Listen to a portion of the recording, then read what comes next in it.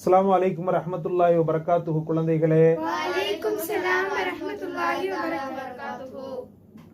இஸ்லாத்துடைய ரொம்ப முக்கியமான கடமையை பத்தி நம்ம பார்க்க போறோம். தொழுகை. இஸ்லாத்துடைய கடமையில ரொம்ப முக்கியமான கடமை தொழுகை. மொத்தம் 5 கடமைகள் இருக்கு இஸ்லாத்துல. கடமைனா என்ன? கண்டிப்பா செஞ்சே ஆகணும். இதை செஞ்சாதான் ஒருத்தன் முஸ்லீம். இல்லைன்னு சொன்னா இஸ்லாத்துல அவன் இருக்கிறதுக்கு லாய்க்கு இல்லை அப்படின்ற மாதிரி நம்ம என்ன செய்யணும், விளங்கணும். ஃபர்ஸ்ட் கம்பல்சரி செய்யக்கூடிய இஸ்லாமிக் ஆர்டர்ஸ் மொத்தம் 5. என்னென்ன ஆர்டர்? முதல்ல கலிமா. கலிமால ஒரு 3 கலிமா, முக்கியமான 3 கலிமா நம்ம படிச்சிட்டோம். ரெண்டாவது என்னதுப்பா? தொழுகை. ரெண்டாவது என்னது? மூணாவது நோன்பு. மூணாவது என்னது? ஐ மீன், நம்ம ரமலான் மாதத்துல நம்ம நோன்பு வைக்கிறோமா இல்லையா? சாப்பிடாம தண்ணி குடிக்காம பகல் ஃபுல்லா இருக்கிறோமா இல்லையா? அதுதான். 4வது கடமை ஜகாத். ஏழைகளுக்கு அல்லாஹ் நமக்கு தந்த செல்வங்கள்ல ஒரு குறிப்பிட்ட, அல்லாஹ் நிறைய பணங்காசு கொடுத்துருக்கான்ல, சொத்து சுகம் கொடுத்துருக்கான்ல, அப்படி சொத்து சுகமும் பணங்காசும் யாருக்கு கொடுத்துருக்கானோ அவங்க ஒரு குறிப்பிட்ட தொகையை, அதெல்லாம் ஆலிம் ஹசத்மார்கள்ட்ட கேட்கணும், எவ்வளோ நாங்கள் கொடுக்கணும் ஜக்காத்து அப்படின்னு சொல்லி நாம் போய் நம்மள்ட்ட இருக்கக்கூடிய பணங்காசுடைய அந்த கணக்கை போய் காட்டணும்னு சொன்னால் அவங்க என்ன செய்வாங்க, நமக்கு இவ்வளோ ஜக்காத்து கொடுக்கணும்னு அவங்க எழுதி கொடுப்பாங்க. அதை கண்டிப்பாக நம்ம என்ன செய்யணும், ஜக்காத்தாக கொடுத்தாகணும், ஏழைகளுக்கு கொடுத்தாகணும். புரியுதுங்களா? அதுக்கு பேர் ஜக்காத்து. 5வது ஹஜ். 5வது என்னது? சவுதி அரேபியாவில் இருக்கக்கூடிய காபா, சவுதி அரேபியாவில் இருக்கக்கூடிய சஃபா, சவுதி அரேபியாவில் இருக்கக்கூடிய மர்வா, இது போன்ற அல்லாஹ்வுடைய அடையாளங்களை போய் பார்த்து அங்க என்னென்ன செய்யணும்னு சொல்லப்பட்டிருக்கோம், ரசூலுல்லாஹ் நம்ம கற்று தந்திருக்காங்களோ அதை நம்ம என்ன செய்யணும், செய்யறதுக்கு பேர் தான் ஹஜ். சரிங்களா? ஒருத்தர் பணக்காரரா இருக்கிறாருன்னு சொன்னா ஜகாத்தும் கொடுக்கணும், அப்புறம் ஹஜ்ஜும் செய்யணும். ஒருத்தர் பணக்காரரா இருந்து நல்ல உடல் திரகார்த்தமா இருக்குதுன்னு சொன்னா அவர் ஹஜ் செய்யணும். வெறும் பணக்காரரா மட்டும் இருக்கிறார், ஆனா பாவம் ஹஜ் செய்ய முடியல, ரொம்ப அவருக்கு உடம்பெல்லாம் சரியில்லை அப்படின்னு சொன்னா ஹஜ் தேவையில்லை. உடம்பு நல்ல திடகார்த்தமா இருந்து அவர் கண்டிப்பா என்ன செய்யணும், ஹஜ் செய்யணும். திரும்ப நான் உங்களுக்கு சொல்றேன், இஸ்லாமிக் ஆர்டர்ஸ், அதாவது இஸ்லாத்துடைய கடமைகள் மொத்தம் 5. கலிமா, தொழுகை, நோன்பு, ஜகாத், ஹஜ். தொழுகையில ரொம்ப முக்கியமான தொழுகை ஃபஜ்ர். ரொம்ப முக்கியமான தொழுகை. அப்புறம் லோஹர். அப்புறம் என்ன தொழுகை பை? அப்புறம் அசர். அப்புறம் என்ன தொழுகை? அப்புறம் என்ன தொழுகை? மக்ரிப்.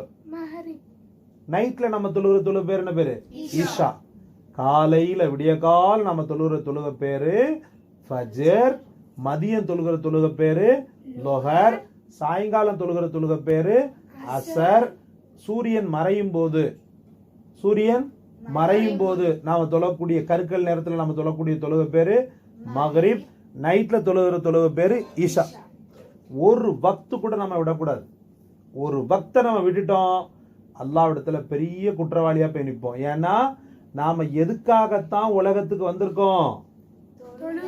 தொழுகைக்காகத்தான் வந்திருக்கிறோமே. இல்லைன்னு சொன்னா உலகத்துல நம்மளை அனுப்பணும்ன்ற அவசியம் இல்லை அல்லாஹ்வுக்கு. நீங்களும் புரிஞ்சுக்கிறீங்க, தொழுகைக்காக மட்டும்தான் அல்லாஹ் நம்மள இந்த உலகத்தில் அனுப்பியிருக்கான்.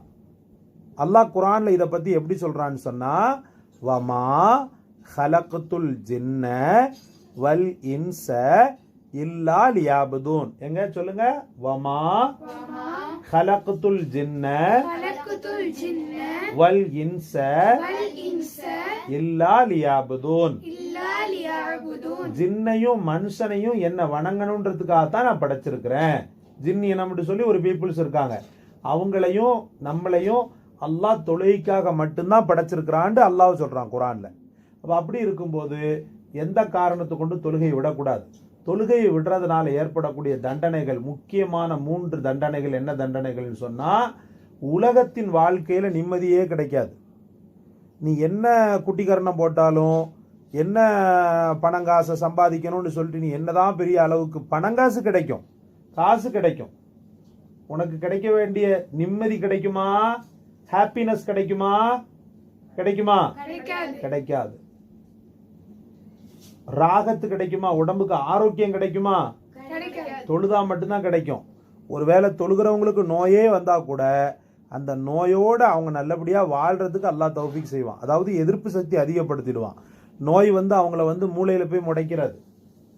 நோய் என்ன செய்யாது, அவங்கள ஒண்ணுமில்லாம ஆக்கிறாது. நோய் வந்தாலும் அல்ஹம்துலில்லாஹ் அவங்க அப்படியே சமாளிச்சு வாழ்வாங்க. அப்போ ஆரோக்கியத்தை அள்ளி கொடுக்கும் தொழுகை. அப்புறம் என்ன செய்யும் சொன்னா, மூணாவது, உலகத்துல இவ்வளோ இதை கொடுக்கறது, மறுமையில எதை கொடுத்துரும்? சொர்க்கத்தை கொடுத்துரும். ஏன்னா சொர்க்கத்தின் சாவியே தொழுகதான். ரசூலுல்லாஹி ஸல்லல்லாஹு அலைஹி வஸல்லம் சொன்னாங்க, அஸ்ஸலாத்து மிஃப்தாஹுல் ஜன்னா, அஸ்ஸலாத்து மிஃப்தாஹுல் ஜன்னா, தொழுகை சொர்க்கத்தின் சாவி அப்படின்னாங்க. கீ இல்லாம ஒரு ரூமை நீ ஓபன் பண்ண முடியுமா? பூட்டி இருக்கிற ஒரு வீட்டை நீ கீ இல்லாம ஓபன் பண்ண முடியுமா? முடியவே முடியாது. அப்ப கீ ரொம்ப அவசியம். தொழுதாதான் நீ சொர்க்கத்துக்குள்ளே போக முடியும். இல்லைன்னா நீ என்ன செய்ய முடியாது, சொர்க்கத்துக்குள்ள போகவே முடியாது. சரிங்களா? அப்போ இன்ஷா அல்லாஹ் நீங்க நல்லா படிக்கணும். தொழுகையினுடைய அந்த பெயர்கள்லாம் நான் சொல்லி தந்துட்டேன். கலிமா, இது கடமைகள், இஸ்லாத்தின் கடமைகள் நான் சொல்லி கொடுத்துட்டேன். அதை ரொம்ப கவனமா பார்க்கணும்.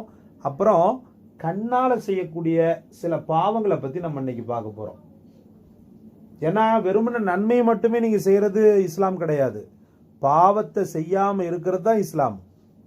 நன்மையை மட்டும் செய்யறாரு ஒருத்தர், பாவத்தையும் ஒரு பக்கம் செஞ்சுக்கிட்டு இருக்காருன்னா அது பேர் இஸ்லாம் கிடையாது.